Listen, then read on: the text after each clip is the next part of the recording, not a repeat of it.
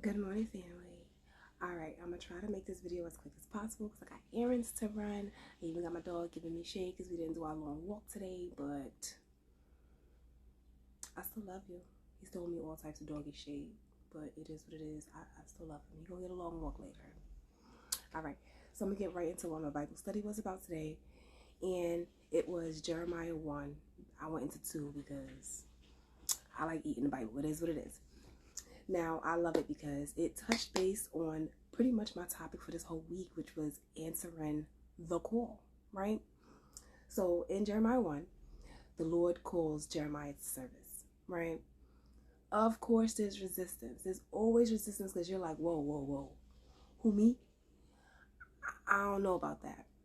And we all deal with that. Like, everybody who's ever gotten called is always like, huh? I don't think he's talking to me. No, he's talking to you. He's talking to you. So in Jeremiah 1, the Lord obviously appears to Jeremiah. He's like, yo, I need you to step into service. It's time. And Jeremiah immediately goes into the not enough effect. That's what I call it. He's like, no, I can't do this. I'm only a child. Call somebody else. And the Lord is like, do not say you're only a child. You can do this. I've given you the tools. I need you to step into service. And pretty much his service is the one of the first tasks was I need you to go to Drea, and you're about to let them know what's going on, and that's what goes on in chapter 2. Now, I really just want to talk on chapter 1 because I feel like this is the area that the Lord really wanted me to speak on today, and it's because so many resist the call. It says in the Bible that many are called, but only few are chosen. And it's because just because he calls you doesn't mean you are chosen to step into position or that you'll choose to step up. Only a select few will choose to step up when everybody should. So that is the purpose, is to make sure we reach the masses so that more people step up. Now, the rewards are astronomical. But you got to step into position first in order to get the reward. It's how it works. You don't go to a job, get hired, get your check first, and then start working. You start working first, and then you get the check. So if you're okay with working for a business and getting a check after, you should be okay with serving the Lord first and getting the rewards after. That's for somebody. I don't know who it is, but that's for you. Now, like I talked about, that not enough effect. That's also a really big factor. We get in our heads about things, and the first area that we go to is the not enough. Oh, there's not enough money. I'm not good enough. I'm not worthy enough for this. There's not enough time. All of the not enoughs kick in immediately, and that's our way of talking ourselves out of the duty. When really, the goal is to tear those down. If you was not enough, God wouldn't call you. If you did not have enough resources, the Lord wouldn't put you in position to do so. The Lord sets things up so that you are in alignment. You don't have to worry about what you don't have. You have everything you need if he's calling you. So, you get to it, right?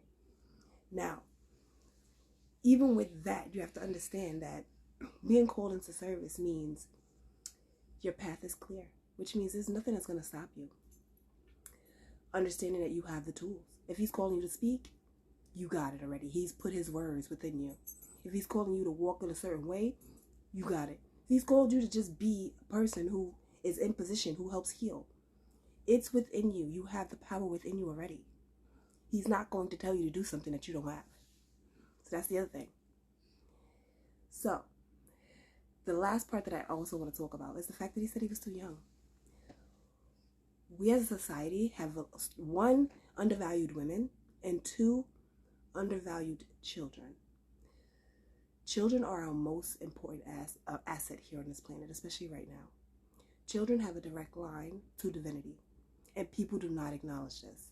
When children are young, their imaginations and their mind state are so pure that they're easily able to connect to the Lord. And I'm telling you this from experience because my first interaction with the Lord, I was between the age of 8 and 10. And this is before my family even introduced me to who God was. And I knew who God was.